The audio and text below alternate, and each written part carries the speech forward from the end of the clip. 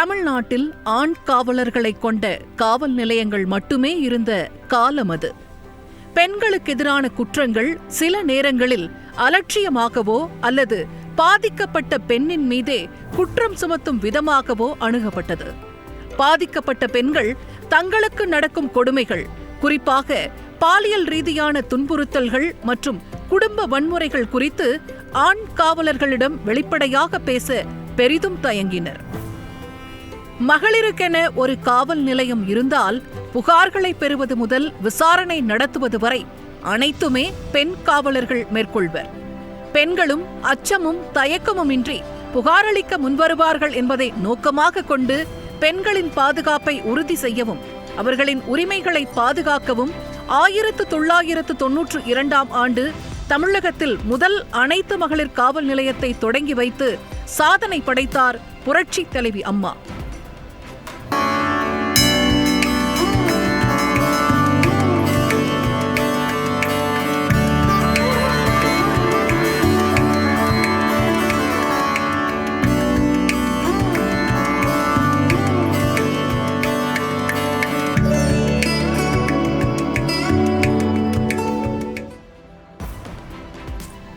சென்னையில் உள்ள 1000 விளக்கு பகுதியில் அமைக்கப்பட்ட இந்த காவல் நிலையம் பெண்கள் தைரியமாக தங்களின் புகார்களை பதிவு செய்ய வழிவகுத்தது.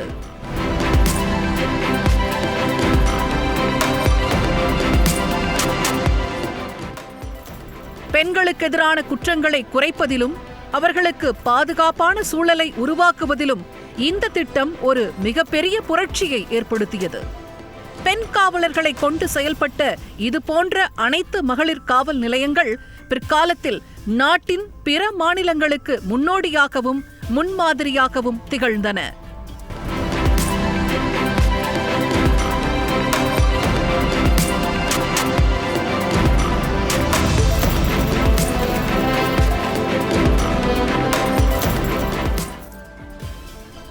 இது மட்டுமின்றி காவல்துறையில் மேலும் ஒரு புரட்சியாக 2003ஆம் ஆண்டு ஜூன் மாதத்தில் நாட்டிலேயே முதன்முறையாக பெண்களுக்கான பிரத்யேக கமாண்டோ படையான பெண்கள் அதிரடிப்படை என்ற சிறப்பு பிரிவை உருவாக்கினார் அப்போதைய முதலமைச்சர் புரட்சி தலைவி அம்மா.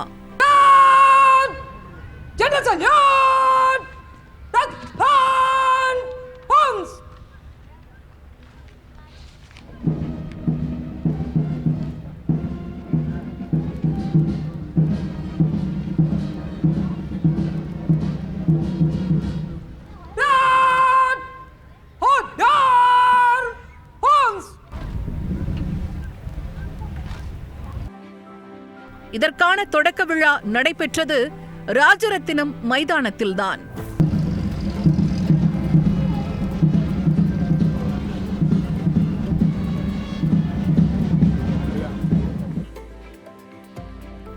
பெண்களால் எதையும் சாதிக்க முடியும் என்ற தாரக மந்திரத்துடன் துவங்கப்பட்ட இந்த படையில் முதற்கட்டமாக 151 பெண் காவலர்கள் இணைக்கப்பட்டனர். தமிழகத்தின் பல்வேறு பகுதிகளில் இருந்து தேர்வு செய்யப்பட்ட இளம் வீராங்கனைகள் ஆண்களுக்கு நிகராகவும் சில பிரிவுகளில் ஆண்களை விட கூடுதலாகவும் கடுமையான பயிற்சிகளை பெற்றனர்.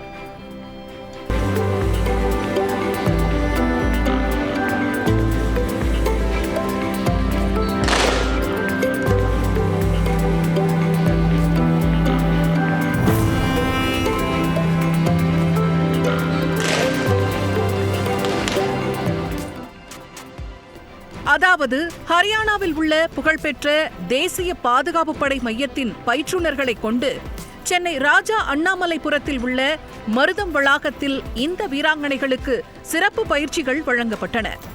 ஆயுதங்களை கையாளுதல், நவீன துப்பாக்கி சுடுதல், வெடிகுண்டுகளை கண்டறிந்து செயலிழக்கச் செய்யுதல், வரைபட வாசிப்பு, களப்போர் உத்திகள், முக்கிய பிரமுகர்களுக்கான பாதுகாப்பு மற்றும் பதுங்கியிருந்து தாக்குதல் நடத்துதல் போன்ற இராணுவ அளவிலான பயிற்சிகள் இவர்களுக்கு அளிக்கப்பட்டன.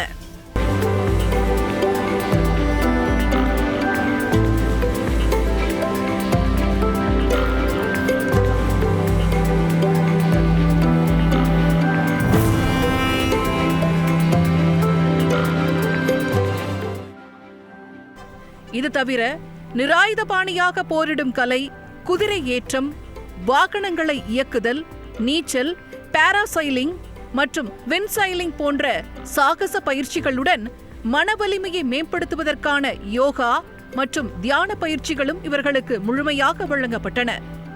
தங்களின் கடினமான பயிற்சியின் சான்றாக இந்த வீராங்கனைகள் கன்னியாகுமரியிலிருந்து சென்னை வரை 700 கிலோமீட்டர் தூரத்தை தொடர் ஓட்டமாக ஓடி கடந்து சாதனை படைத்து காட்டி அப்போதைய முதலமைச்சர் புரட்சித் தலைவி அம்மாவின் பாராட்டையும் பெற்றனர்.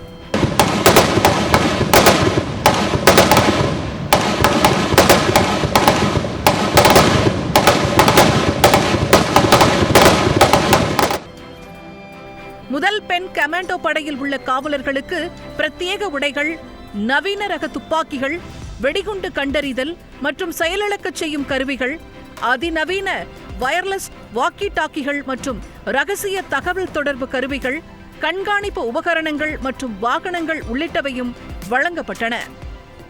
மகளிர் அதிரடிப்படையின் வெற்றிகரமான தொடக்கத்தை தொடர்ந்து 2005ஆம் ஆண்டில் 1078 பெண் காவலர்களை கொண்ட நாட்டின் முதல் பிரத்யேக பெண் போலீஸ் பெட்டாலியன் உருவாக்கப்பட்டது. காலப்போக்கில் இந்த மகளிர் அதிரடிப்படையும் பெட்டாலியன்களும் விரிவுபடுத்தப்பட்டு தமிழ்நாடு சிறப்பு காவல் படையின் ஒருங்கிணைந்த அங்கமாக மாற்றப்பட்டன.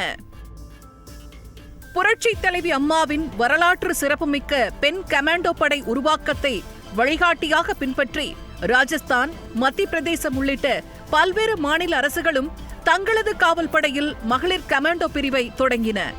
இதன் தொடர்ச்சியாக தமிழகத்தில் பொது இடங்களில் பெண்கள் பாதுகாப்பு திட்டத்திற்காக பிங்க் பேட்ரோல் என்ற அம்மா ரோந்து வாகனங்கள் திட்டமும் தொடங்கி வைக்கப்பட்டன.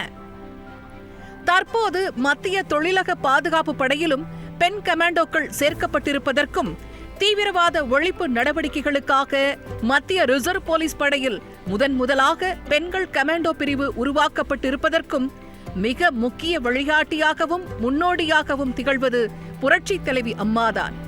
அது மட்டுமல்ல, தற்போது தாவேக் அரசு தொடங்கி வைத்துள்ள சிங்கப்பெண் சிறப்பு அதிரடிப்படை திட்டத்திற்கான முன்னோடியும் புரட்சித் தலைவி அம்மாதான்.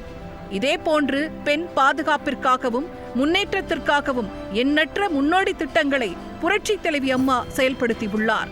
இதேபோன்று அம்மாவின் வழியை தற்போதைய புதிய அரசும் பின்பற்றி பல்வேறு திட்டங்களை செயல்படுத்த வேண்டும் என்பதே அனைத்து தரப்பு மக்களின் கோரிக்கையாக உள்ளது.